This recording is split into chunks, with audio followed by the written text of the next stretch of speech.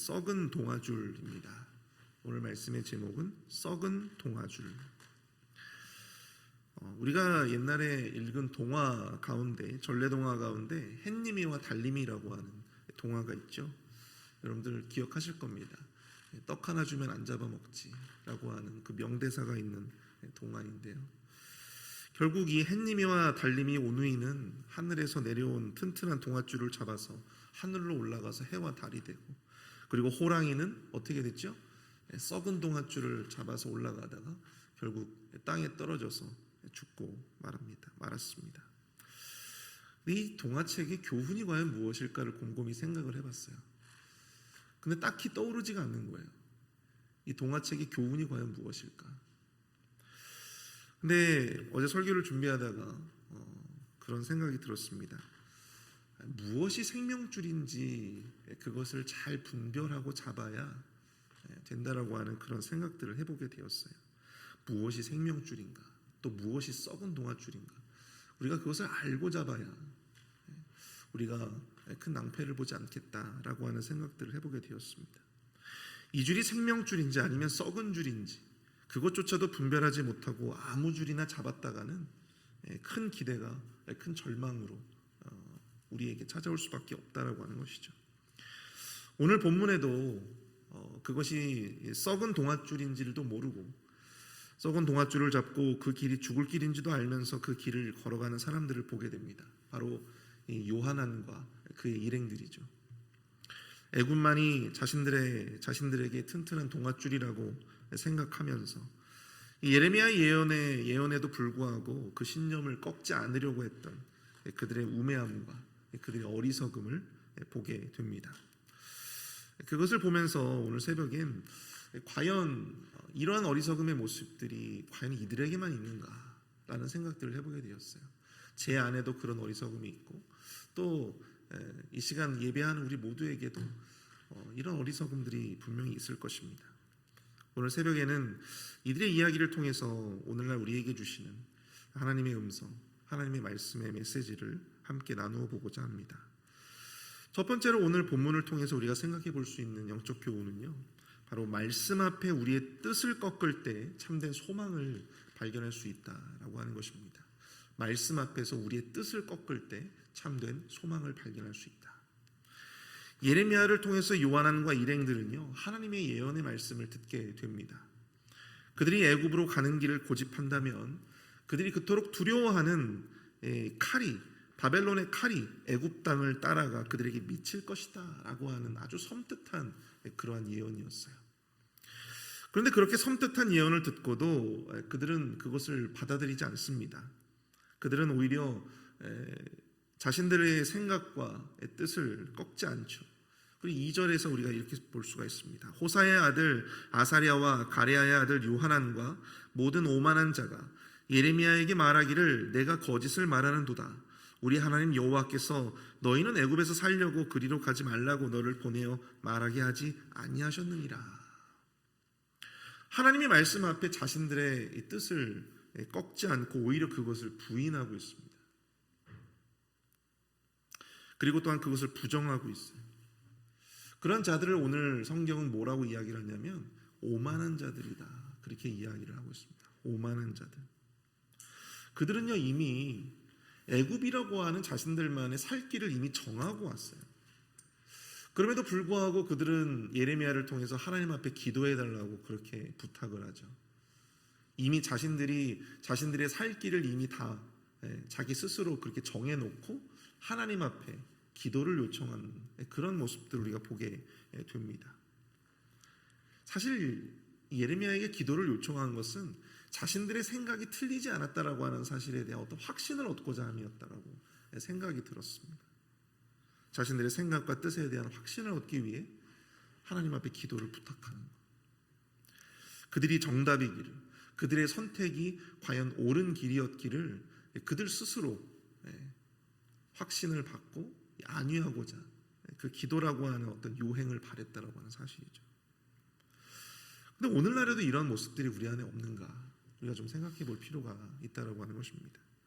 스스로 자신만의 어떤 자신이 원하는 어떤 삶의 길을 이미 다 정해놓고 목회자나 아니면 주변 사람들에게 기도를 이렇게 부탁하는 그런 경우들을 우리가 보게 된다고 하는 것이죠. 예전에 제가 그 주일학교 사역을 할 때 청년 교사들이 참 많이 있었어요. 청년 교사들에게 기도 제목하면 두 가지입니다. 하나는 취업이고 하나는 이제 결혼에 대한 문제. 결혼에 대한 문제를 이렇게 보통 기도 요청을 많이 해오는데 저희는 이제 목회자이기 때문에 좀 외모가 떨어져도 또 좀 실력이 부족해도 믿음이 좀 더 있는 그러한 자매나 혹은 그러한 좀 남자 형제를 좀 만났으면 좋겠다. 그런 마음으로 기도를 하죠.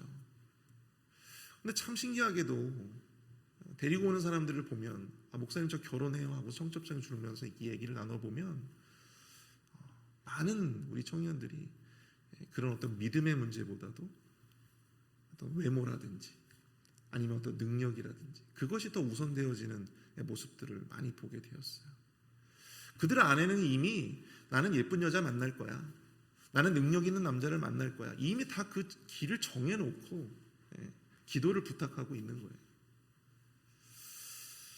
이미 자신들의 어떤 살 길을 정해놓고 이 길만이 정답이다, 이 길만이 옳은 길이다, 이 길만이 나의 길이다라고 하는 것을 이미 정해놓고 그렇게 기도를 부탁하는 것이죠. 그리고 그렇게 기도해서 믿음 있는 사람들을 만나라 그렇게 함에도 불구하고 여전히 자기 뜻대로 그냥 자기 좋은 사람들 만나는 그런 모습들. 결국에는 자기 뜻대로 할 것을 왜 기도를 해달라고 하는가, 이런 생각들을 이제 해보게 되는 것이죠. 나중에 더 재밌는 것은요, 나중에는 자신의 뜻이 곧 하나님의 뜻이라고 자기 합리화를 시킨다라고 하는 사실입니다. 이 길이 생명의 길이라고 굳게 믿었던 이 요하난의 일행들, 하나님이 그렇게 말씀하실 리가 없어, 우리 뜻이 맞아, 넌 틀렸어, 넌 거짓말을 하고 있는 거야, You are liar, 넌 거짓말을 하고 있는 거야, 내가 옳았다고 자기 합리화를 하고 있잖아요. 하나님 말씀 앞에서 자신의 뜻을 꺾지 않고 애굽의 길을 고집했던 그들에게 남은 것은 결국 소망이 아니라 절망뿐임을 오늘 말씀은 우리에게 예언해주고 있습니다. 그리고 그것을 하나님의 말씀 앞에 자신의 뜻을 꺾지 않으려고 하는 어떤 그런 모습들을 성경은 오만한 자다, 오만한 자들이다, 그렇게 정의하고 있다고 하는 것이죠. 여러분, 다른 것이 오만한 사람이 아니에요. 목이 뻣뻣하다고 해서 오만한 사람이 아니고요. 여러분, 하나님의 말씀 앞에 내 생각과 또한 나 자신을 내려놓지 못하는 어떤 그런 모습들이 진정으로 오만한 자의 전형적인 모습이다라고 이야기를 하는 것이죠. 성경은 뭐라고 합니까? 교만은 패망의 선봉이다.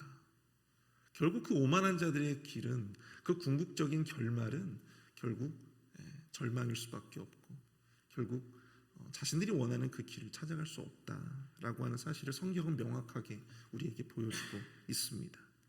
그러므로 우리가 붙잡아야 할 참된 소망은 무엇입니까? 우리가 진정으로 붙잡아야 할 튼튼한 동아줄은 무엇일까요? 그것은 바로 우리의 뜻을 꺾고 하나님의 뜻을 우리가 고집할 때, 그때 비로소 그 튼튼한 동아줄이 우리 눈에 보이기 시작한다라고 하는 사실입니다. 그럴 때에만 비로소 우리가 그 줄을 잡을 수가 있는 것입니다.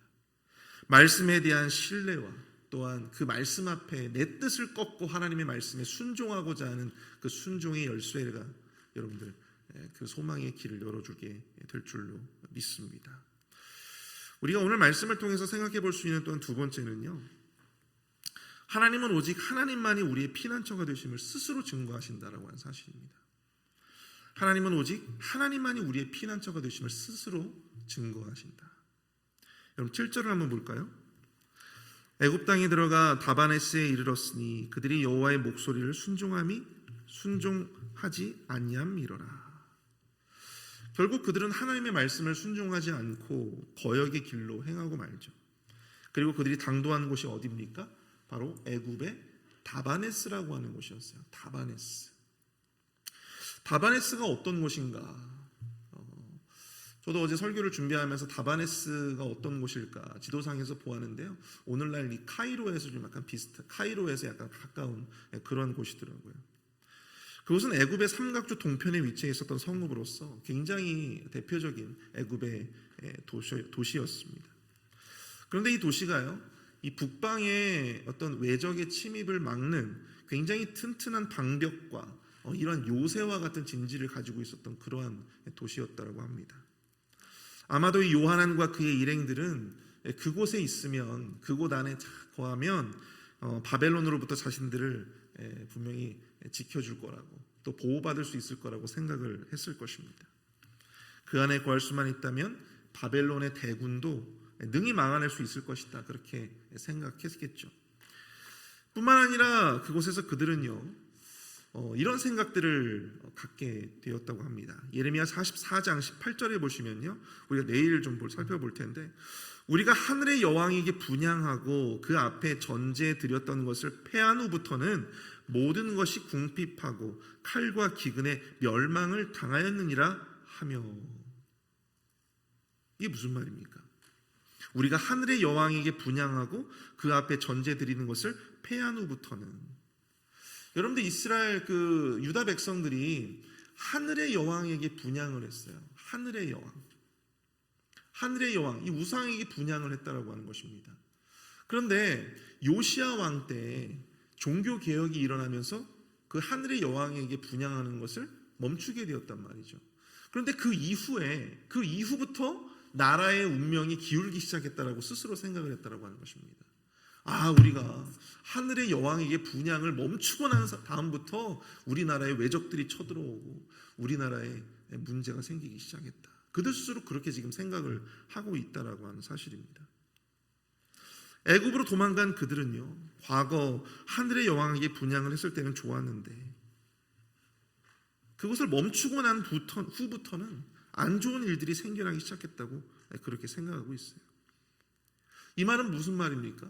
언제라도 다시금 그 하늘의 여왕에게 분향하는 일을 얼마든지 할 수도 있다라고 하는 것을 스스로 지금 이렇게 이야기를 하고 있는 거죠. 당장 지금의 먹고 마시는 현실적인 어떤 문제가 해결될 수만 있다면 얼마든지 하나님을 버리고 하늘의 여왕에게 분향할 수도 있다라고 하는 것을, 어떤 그들의 속마음을 지금 비추고 있는 것입니다. 그런 그들에게 하나님께서는요, 오늘 본문 11절부터 13절까지의 말씀들을 보시면 그곳에 그들이 튼튼한 동아줄이라고 생각하는 다바네스와 이 애굽에 대한 철저한 심판에 대해서 예언하고 계심을 보게 됩니다. 11절 보시면요, 그가 와서 애굽 땅을 치고 죽일 자는 죽이고 사로잡을 자는 사로잡고 칼로 칠 자는 칼로 칠 것이라. 내가 애굽 신들의 신당들을 불지르리라. 느부갓네살이 그들을 불사르며 그들을 사로잡을 것이요, 목자가 그의 몸에 옷을 두름같이 애굽 땅을 자기 몸에 두르고 평안히 그곳을 떠날 것이며, 그가 또 애굽 땅 베세메스의 석상들을 깨뜨리고 애굽 신들의 신당들을 불사르리라 하셨다 할지니라 하시니라. 여러분, 실제로요, 주전 568년에 바벨론의 느부갓네살 왕이 애굽을 침공합니다. 그리고 애굽의 제26왕조 4대 왕인 이 바로 이 호브라라고 하는, 코브라가 아니고요, 호브라입니다. 이 호브라라고 하는 이 바로 이 왕 때에 애굽을 공격해서 여러 사람들을 죽이고 또 여러 사람들을 이 바벨론으로 포로로 끌려가는, 실제로 그러한 일들이 있었다라고 하는 사실이죠. 하나님이 그들의 소망과 또 그들의 기대를 철저하게 파괴시키셨습니다. 그리고 그들이 기대했던 그 모든 소망과 피난처들을 파괴하시고 오직 여호와 하나님만이 세상의 진정한 피난처이다라고 하는 것을 스스로 증거하셨다라고 하는 사실입니다. 결국 그들은 다시는 고향 땅 가나안을 밟아보지도 못하고 그곳에서 비참한 최후를 맞이하게 되었다라고 하는 사실이죠. 여러분, 하나님은요, 스스로를 증거하십니다. 오직 나 여호와만이 너희들에게 진정한 피난처이다.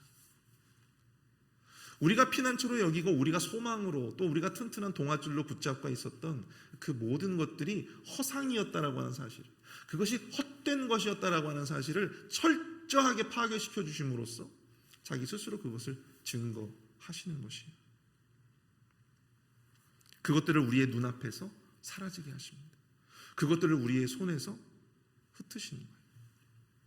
우리의 눈과 마음을 사로잡고 있었던 모든 우상들을 파하시고 스스로 오직 여호와 하나님 한 분만이 우리의 진정한 소망이고 피난처이다. 그것을 스스로 증거하신다라고 하는 사실을 우리는 오늘 말씀을 통해서 깨닫게 되어진다라고 하는 사실입니다. 제가 한국에서 사역할 때 어떤 교회에서 사택을 지었어요. 교육자들을 위해서. 근데 교육자들이 많으니까 이제 교회 빌라를 하나를 줘가지고 각 층마다 이제 교육자들에게 이제 사택으로 제공을 한 거죠. 근데 참 재밌는 것이 담보금을 받았습니다. 교육자들에게. 그래서 20평대는 2천만 원, 그리고 30평대는 얼마였겠어요? 네, 3천만 원. 그렇게 담보금을 받았어요. 그리고 이제 교육자가 이제 사임을 하게 되면 그 돈은 이제 고스란히 은행에 넣어놨다가 이자까지 다 해가지고 고스란히 그것을 이제 교육자들에게 돌려주었습니다. 어떻게 보면 참 좋은 제도였어요. 그런데 이제 뭐 돈 2천만 원, 3천만 원이 있는 교육자들도 있겠지만 그런 큰 목돈이 없는 교육자들도 분명히 있었단 말이죠. 그래가지고 그것을 이제 뭐 분납을 해가지고 매 월마다 그렇게 내겠다라고 하는 그런 이제 문제들이 있었어요. 근데 이제 어떤 그 교회 이제 장로님께서 지나가는 말로 그런 말씀을 하셨어요. 뭔 목사들이 이렇게 2천만 원이 없어가지고 그걸 못 내노? 그냥 이 장로님께서는 그냥 지나가는 말로 그렇게 말씀하신 거지만, 그 나이 먹도록 2천만 원이 없어가지고 그렇게 그걸 못 내느냐, 참 한심하다라고 하는 듯이 그렇게 지나가는 투로 그렇게 말씀을 하시는 거였어요. 근데 그 말이 내내 지금도 기억이 난단 말이죠. 그 말이 내내 상처가 되었습니다. 사실 목회자들이 여러분들 맘먹고 돈을 번다면요, 제가 봤을 때는 여러분들도 훨씬 더 많이 벌 수 있었을 거예요. 그만큼 많이 배우고 또 그만큼 많이 공부했어요. 목사들이 뭐 기본적으로 석사학위, 그 다음에 우리 담임 목사님 같은 경우에도 박사학위까지 다 있으시잖아요. 그런데 세상의 석사학위자들, 박사학위자들보다 훨씬 더 못 미치는 그러한 사례를 받으면서 그렇게 살아갑니다. 그럼에도 불구하고 목회자들이 그러한 사례를 받으면서 그렇게 교회에서 열심으로 그렇게 사역을 하는 이유가 과연 무엇일까요? 그것은 돈이 우리의 진정한 소망이 아님을 우리 목회자들의 삶을 통해서 보여주려고 하는 것입니다. 그럼 생각해 보세요. 목회자가 마음 먹으면 사실 좋은 직업에 사실 좋은 일들, 또 돈 많이 벌 수 있는 일도 할 수 있겠지만, 목회자들이 그럼에도 불구하고 살 수 있다라고 하는 사실을 사실 성도님들에게 어떻게 보면 하나의 모델이 되어 가는 것이죠. 목사들을 보면서 적어도 성도들이 저렇게 하나님만 바라보고 살면, 돈을 보고 살아가는 것이 아니라, 돈이 목적이 되는 삶이 아니라 하나님만 바라보고 살면 하나님께서 자연스럽게 채워주시고 또 하나님께서 먹이시고 또 하나님께서 저렇게 세워가시는구나, 여러분들이 보면서 아시지 않습니까? 하나님이 채우시고 하나님이 도우셔서 그렇게 살아가는 길도 있다라고 하는 사실을 여러분 목회자들의 어떤 그런 삶을 통해서 여러분들이 보셔야 된다라고 하는 사실입니다. 저는 사실 어린 나이였지만 저는 그러한 생각으로 여태까지 사역을 해왔어요. 그러한 모델이 되고 싶다라고 하는 생각. 근데 그 장로님처럼 어떠한 사람들에게는 하나님만이 진정한 그들의 유일한 소망이 아니라 하나님 하면서 또 다른 한쪽에는 나만의 또 다른 동아줄을 마련해 놓아야 그것이 능력 있는 삶이고 또한 그것이 현명한 삶이라고 믿는 그러한 사람들도 분명히 있다라고 하는 사실입니다. 우리의 모습이 또 우리의 생각이 과연 어떠한지를 우리가 좀 생각해 봤으면 좋겠습니다. 말은 하나님을 전적으로 우리가 신뢰한다고 하지만, 오직 하나님만이 우리의 소망이시고 하나님만이 피난처라고 하지만, 다른 것들을 또한 준비해야 된다라고 우리가 스스로 생각하면서 그렇게 믿으면서 살아오진 않았는가? 그래야 우리의 삶이 유지될 수 있고 그래야 우리의 삶이 안정될 수 있다라고 하는 사실을 우리가 저울질하지는 않았는가. 그래서 어떻게 무엇을 준비해 내 삶을 평안하게 잘 유지해 줄 수 있을까, 그것을 쫓으며 바라며 살아오진 않았는가. 그런데 여러분, 우리 하나님 이외에 우리의 삶에 참된 동아줄이 되어줄 존재는 여러분 세상에 하나님이 허락하지 않으셨습니다. 믿으십니까? 여러분, 하나님이 그것을 허락하지 않으세요. 오히려 그것이 없으면 안 되는데 라고 하는, 내 안에 그거 없으면 안 되는데 라고 하는 어떤 그것 때문에 오히려 하나님을 향한 전적인 의존에 오히려 방해가 되고 걸림돌이 되는 경우들이 많이 있습니다. 여러분, 애굽이 아니라 하나님을 쫓아가야 했던 이 요하난의 이 일행들의 모습을 보면서 우리가 과연 오늘 이 순간 내가 쫓고 있는 것은 과연 무엇인가, 우리가 그것을 한번 다시금 생각해 볼 수 있기를 바랍니다. 우리의 모든 삶은요, 하나님이 채워주십니다. 하나님이 준비해 주시고 또 하나님이 대신 싸워주실 것입니다. 이 믿음과 신뢰가 우리를 평탄과 형통의 길로 인도해 주실 것입니다. 우리의 삶을 위협하는 대적으로부터 다름 아닌 우리 하나님께서 대신 막아 주실 것입니다. 다른 것으로 우리의 방패를 삼으려 하지 마시고 오직 여호와 하나님만을 의지하는, 여호와 하나님만을 우리의 진정한 동아줄로 여기며 살아갈 수 있는 저와 여러분들, 그러므로 말미암아 이 기도의 자리 가운데 더욱더 하나님 앞에 간절하게 기도할 수 있는 우리 모두가 될 수 있기를 축복합니다. 우리 시간 함께 말씀을 생각하면서 합심해서 기도하며 나아가도록 하겠습니다. 주님 뜻 앞에 우리의 뜻을 꺾을 수 있는 겸손한 믿음을 허락하여 주시옵소서. 그로 말미암아 절망 속에서도 진정한 소망을 발견하게 해주시고 우리의 소망된 세상의 것들을 의지하지 않게 하여 주시며 오직 우리 주님만을 진정한 피난처로 신뢰하며 나아갈 수 있게 하여 주시옵소서. 우리 함께 기도하겠습니다.